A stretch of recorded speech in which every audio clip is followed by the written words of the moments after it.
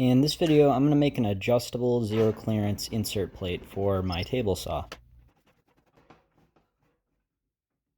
So to start, I'm using a scrap of 1/4-inch plywood that I had around, and I'm just cutting out all my pieces here at the table saw.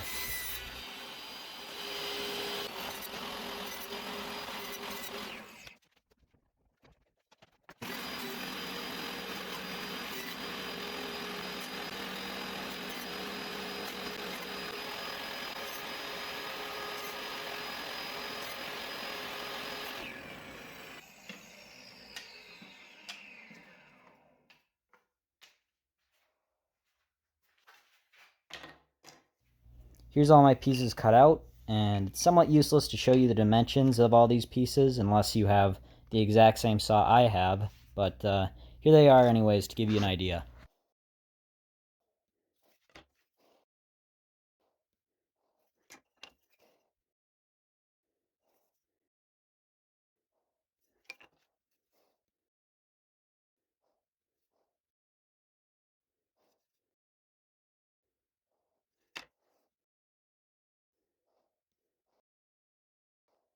Next, I'm going to use some CA glue to glue all my pieces together. And I'm actually out of the Starbond CA glue that they sent me. So I'm using some Harbor Freight brand CA glue, which, I mean, it works the same, but they don't sell like the accelerator that Starbond sells. And I really liked that stuff last time. So I ordered some more of that, but I'm still waiting on that to come in. But while I was waiting, I decided I'd try to make my own accelerator, and it actually worked a lot better than I expected. And this kind of came about, I saw an old video, I think it was from King of Random, where they're sprinkling baking soda on CA glue to make it harden instantly, which I think a lot of people have seen by now. But I just kind of recently saw it, and so I used some of that, and then I mixed it with water to make it sprayable, but that did not end up working. It just clogged up my bottle because it wasn't mixing right. And so I Googled it, and it said that baking soda only mixes when it's like heated. So I tried it again, but this time I boiled the mix until it turned clear again.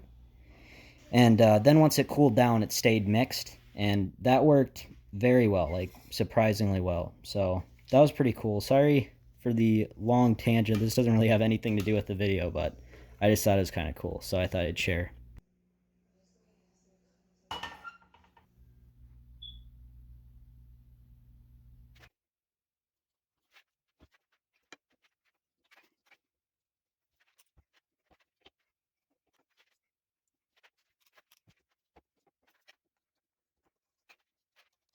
I have all my pieces glued together. One of the pieces you see is not getting glued in. That's going to be my adjustable piece.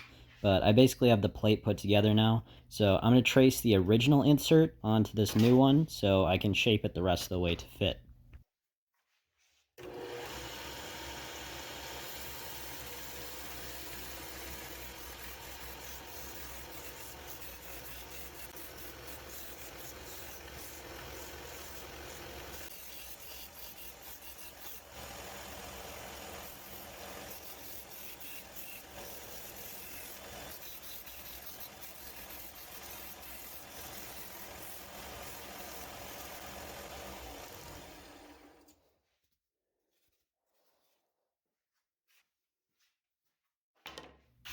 Now I can put in that last piece, that adjustable piece, and I need this to be able to move back and forth, but also stay in place, and I need it to.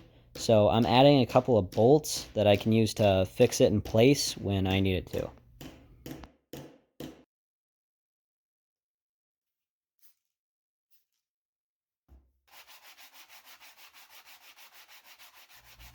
And this is just a little bit of Teflon spray to make it slide better.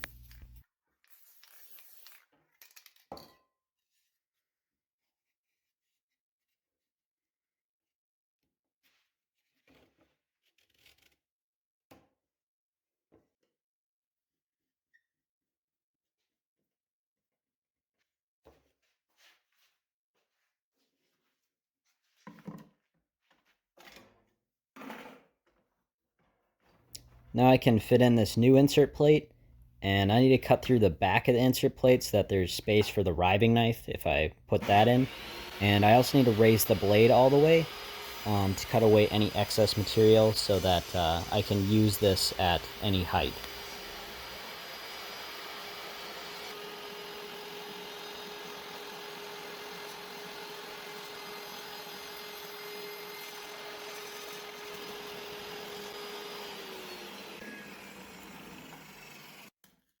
Last step, I'm just adding some masking tape to go around the insert plate, and I'm just doing that to protect the surface of my table saw while I sand over it. And I'm sanding over the insert plate while it's still in place so that I can sand it flat with the surface of the table saw. And then once I get it flat with the surface of the table saw, I can blow it off, and then I'm going to add a couple coats of lacquer. I don't really care what this looks like that much. I'm just adding this lacquer to make it more smooth so that my work pieces slide over it better when I'm using the table saw.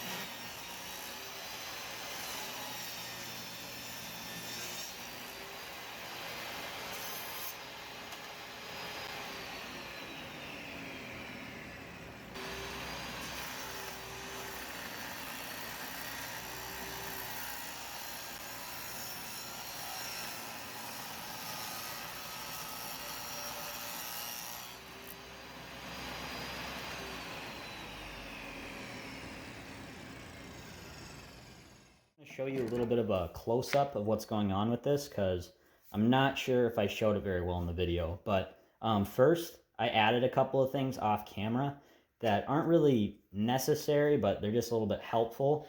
I added this lip here and these screws here, and all that does is it's just for like leveling this so it stays flat with the rest of the saw, so I can adjust these up and down to keep it, well, to move the plate up and down so it stays flat. And then that lip keeps it from going up too high. I have to pull it from back here to take it out. I also just kind of wanted to talk a little bit about the different versions of this that I've made, because this is actually like the fourth like insert plate like this that I've made, because I just kept making changes. And originally, I actually had both sides move left and right, because when I tilt the blade at 45, or just really any angle, the distance from here to here changes. But the change is so small that it's not really worth it to adjust it. So instead, I just beveled this edge at 45 degrees, and that allows the blade to tilt all the way to 45, but also when it's at 90, it makes sure that nothing falls in still. And then on the side that does move left and right, just thought I'd show you. Let's see if I can take this out. I had that edge beveled at 45 degrees as well, and that's, again, so when the blade is tilted to any degree, it still butts up flat against the blade with zero clearance. And then the way that this fits in here, again, a couple of 45s. These are like cleats. You see that? And then it slides in there. Doesn't allow it to go up and down, just left and right. So I can adjust that. And then when I tighten down these screws, it's pulling on this, and then it wedges it in there, and it wedges it into the place that I want it to be. So hopefully I explained that well. Thank you for watching.